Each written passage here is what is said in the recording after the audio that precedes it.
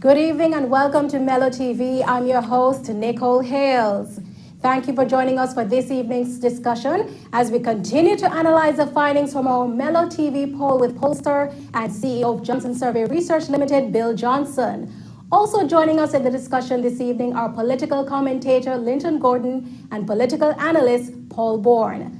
Gentlemen, good evening and thanks for joining us. Good evening. Good evening. Good evening. Over the years, many argued that the ultimate winning of an election rests upon the favorability and approval of the party's leader. Bill, what are the numbers showing for the favorability ratings for both Andrew Holness and Dr. Peter Phillips versus the unfavorable numbers? Okay, we asked the people of Jamaica if they, generally speaking, had a favorable or an unfavorable opinion of both the Prime Minister and the opposition leader. 76% said they have a favorable opinion of the Prime Minister, which is the second highest favorability rating that I've measured in Jamaica since I've been here. 14% had an unfavorable rating, 10% weren't sure.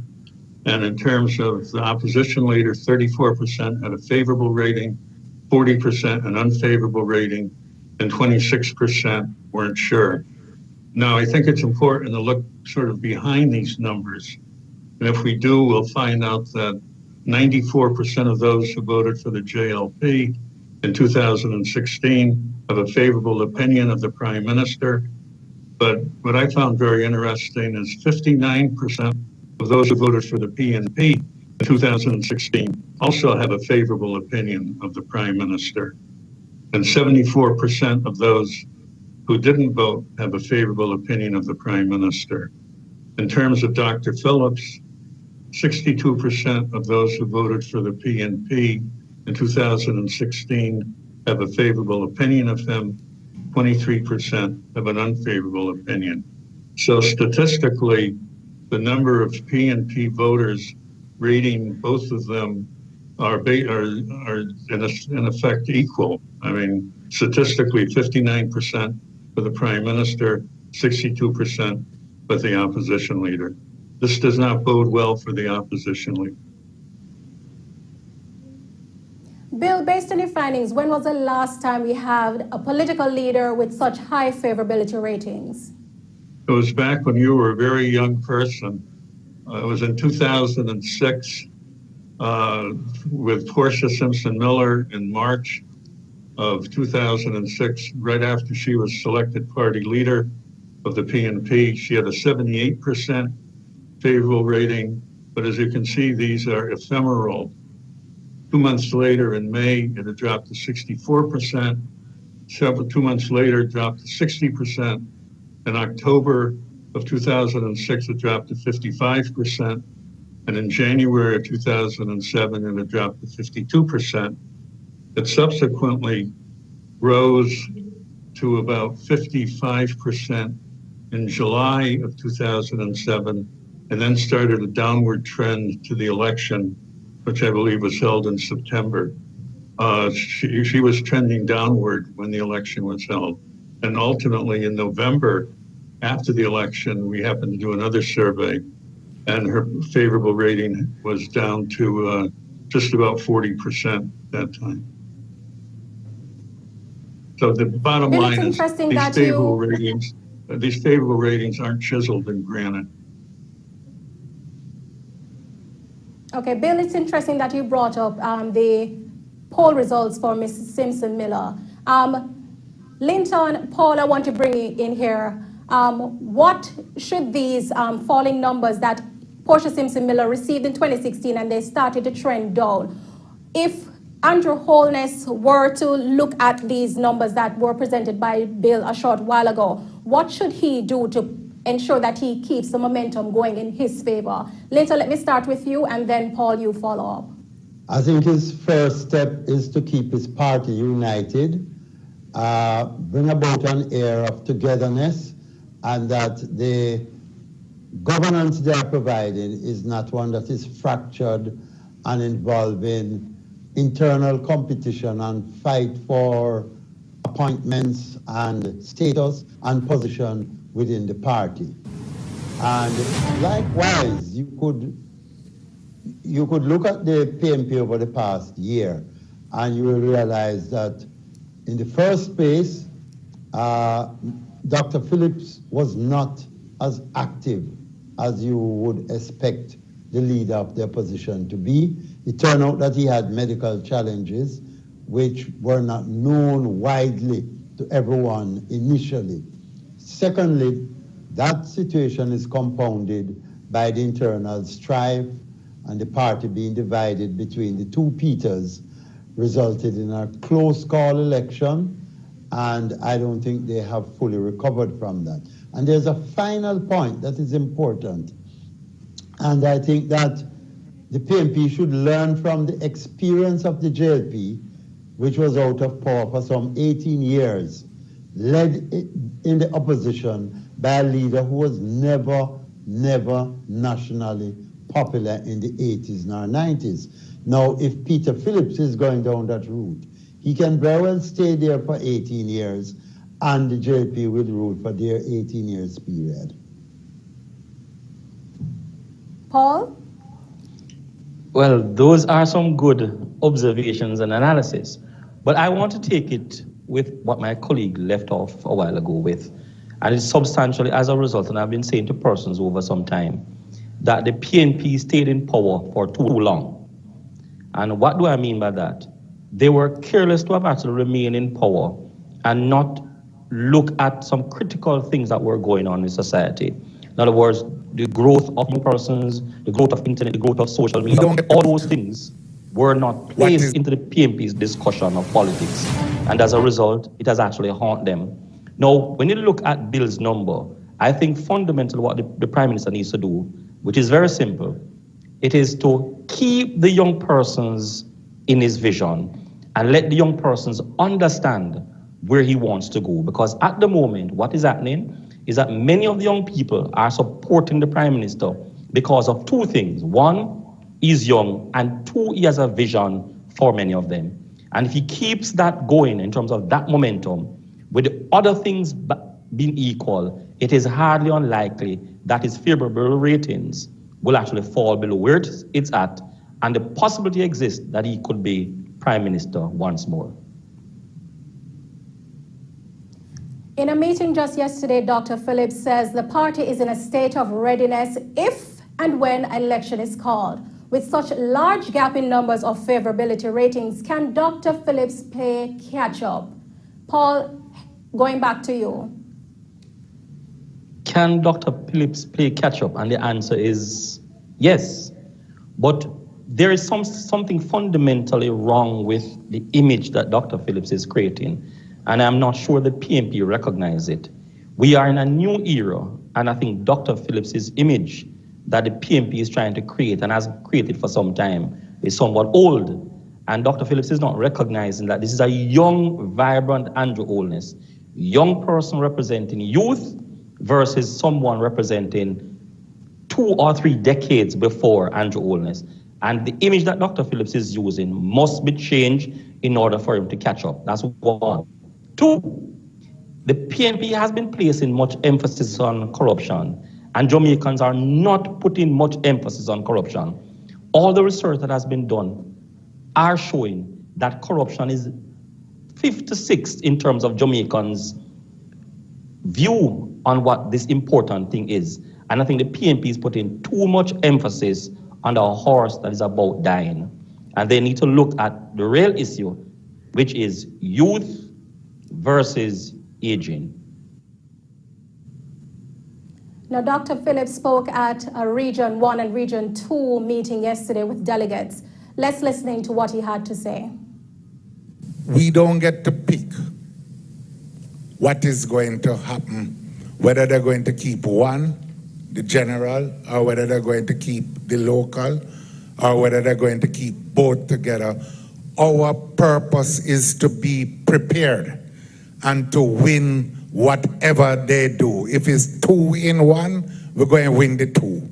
If it is 1 for the parliament, we're going to win that 1. If it is 1 for local, we're going to win that 1. We have already our 63 candidates at the parliamentary level. We have some good candidates down here in the West. We have a good slate, and it's a winning slate in the West and in the rest of the country. Listening to Dr. Phillips a short while ago, Linton, he said that if an election is called, whether it be the local or general election, he's prepared. His party is ready. But how much has the recent PNP leadership race affected the PNP? There's still a rift with the Peter Bunting-led Rise United comparative to Dr. Phillips's One PNP. Yes, there is still a rift among the members. There might be effort at the leadership level to portray unity, but I think that there are several persons who are turned off and who are insisting that without a change of the leadership of the PNP, they are not going to be supporting the party. The danger that the PNP is running into, I don't think it's a matter of age between Dr. Phillips and Andrew Holness. It is a matter of perception, policies, and a generation of interest among all members of the society. The young, the youth, the old, the middle-aged, everyone. There is a fall-off and a belief that the PNP has nothing to offer. But let me caution the JLP against something. For years, the PNP enjoyed the luxury of winning and started to declare Jamaica PNP country when they were leading and winning elections. That turned around within a year, so that, as Bill said, it is not cast in granite, and anything can happen. So the Prime Minister has to be cautious and has to be careful. I agree that corruption has never been an outstanding matter that generates opposition and a turnoff in Jamaica. Unfortunately, the view expressed by a prominent intellectual, Jamaican intellectual, that Jamaicans' hearts are laced with larceny is not far from the truth.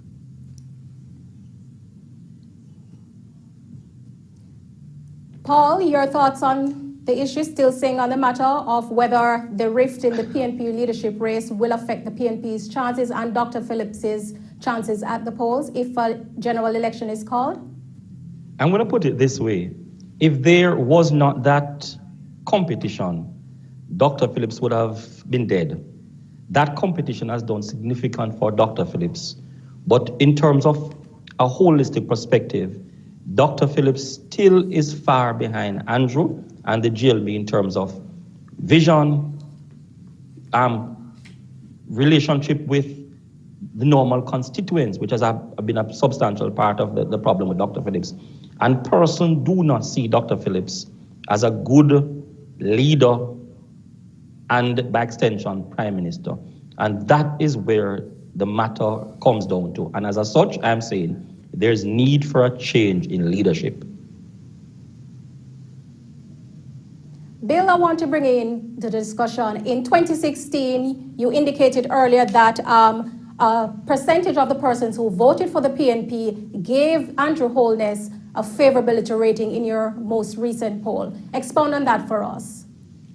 Oh, yes. Of those who voted for the PNP in 2016, 59% have a favorable opinion of the Prime Minister.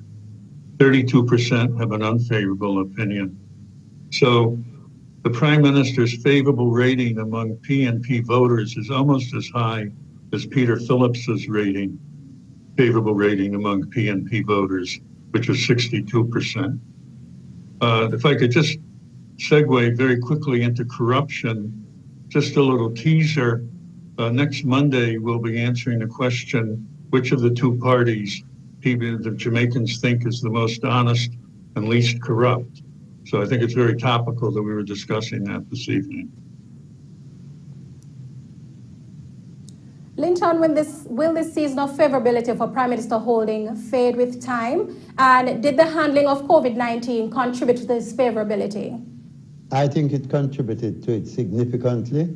And in any event, prior to the arrival of COVID-19, there was an air of optimism in the country and a belief that the country was going in the right direction, and that there was a genuine effort being made by the Prime Minister and his team to bring some progress, some success, and some betterment to citizens of the country. And where that feeling is widespread, favorability will be high, and that's the result. When we look at Dr. Phillips's favorability number of 40%, it's pretty low. However, the percentage that is not sure is 26%. If the party is able to convince that percentage to come over in his favor, it'll be about 60% favorability for Dr. Phillips. The question I want to pose to Paul and then Linton, is it possible and do they have time to convince the undecided population? Well, in every political organization, including that of the United States, the matter of favorability is a constant. So it would be fallacious to ever think that you will be able to convince persons from a 26% favorability or even 40% favorability to zero. It is just not possible. So I am saying where the issue is, and I'm going back to the issue, people are not convinced that Peter Phillips is a good prime minister representation for them. And that is where the matter is. It is not so much that the matter is unfavorably low or unfavorably high. No, when Dr. Phillips can convince the average Jamaican that, listen, I am a leader, I am representing you, then he has a chance. But what Prime Minister Andrew Holness has done, which is what the PNP were not doing, is that he has given Jamaican youth vigor and a perception that he is their leader. And that is the advantage he has over the PNP, and particularly Dr. Peter Phillips. Linton? Yes, I agree with most of what has been said. What I would add is this. We should not put Dr. Phillips' problem to his age. It is not an age factor. It's a lack of leadership quality emerging from Phillips. Phillips is a technical person, perhaps good at being a minister, but I think that having emerged from ministerial responsibility onto the platform where he's looking to be the ultimate leader, prime minister, it has turned out that the Peter principle is there. Ironically, he's not ready to go beyond that. And the best example of that is after taking over the party following the 2016 election, he basically went to sleep. He wasn't there, he wasn't generating interest, he wasn't showing a determination to get back in power. As my friend said, he came alive when he was challenged by Bunting. Prior to that, he was all but asleep.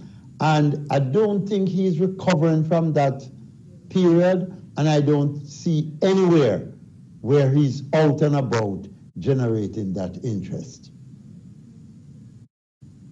It's interesting that you made mention of Dr. Phillips's personality and the PNP, as you said, going to sleep. But some pundits would say it's an unfair comparison. It's like comparing the outgoing personality of the former PNP president, Mrs. Portia Simpson Miller, with that of Dr. Phillips. Persons can say that persons have not given Dr. Phillips a chance to show his potential and consolidate his leadership. Well, he got a chance. He became leader of the opposition, and there were so many things on the national scene that he was absent from, or there was no vigorous and determined opposition being present. It just wasn't there. And I think that has gone a far way in demoralizing members of the PNP to the extent that just about the same number of them, our percentage, are seeing the Prime Minister in a more favorable light than Phillips. And that also is an indictment on his leadership, whether we like it or not. I agree wholeheartedly with that perspective. In fact, what is happening with Dr. Phillips is that he has not recognized that young people are no longer of an age where they are PNP dieharted, but they are looking out for their progress and their development in life.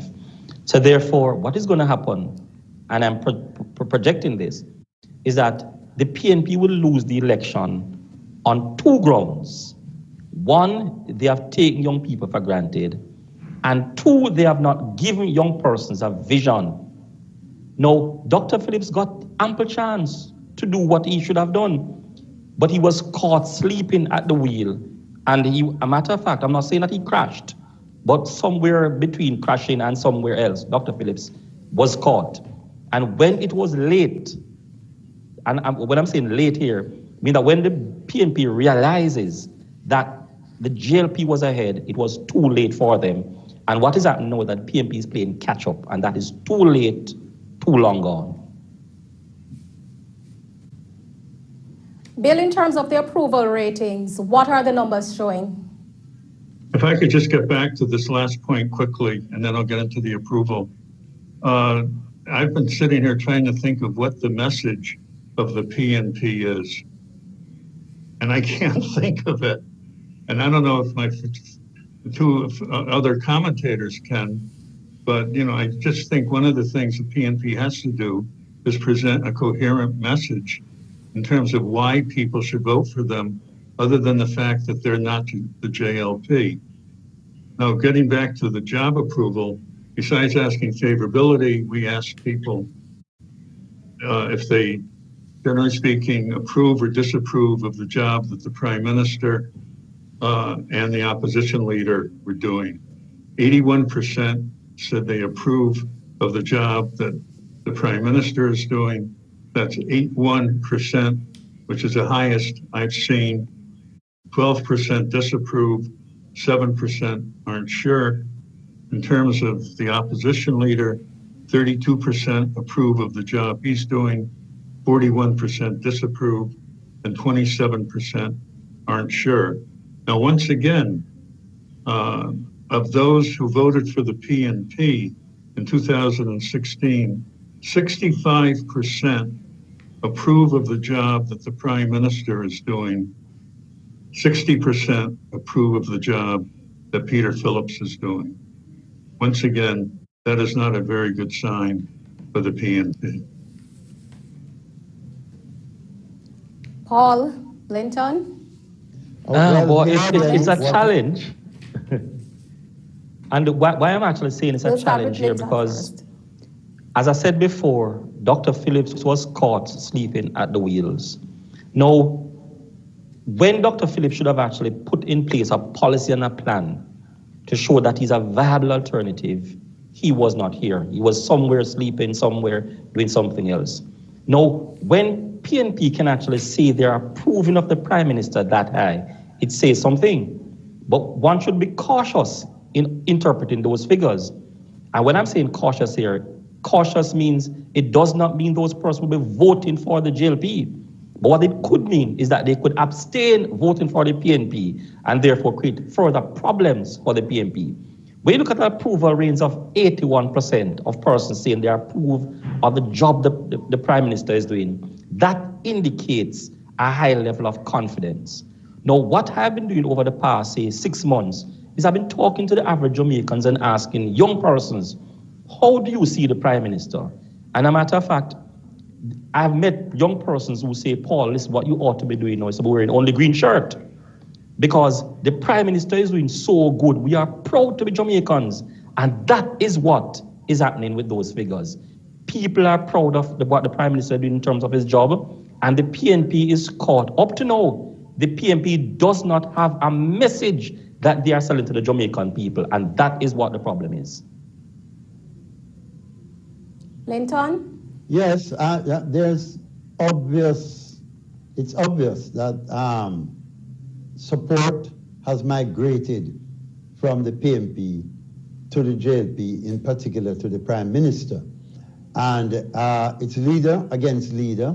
And obviously, Phillips has not generated any support, any admiration, or any belief that he is now fit, suitable to be prime minister.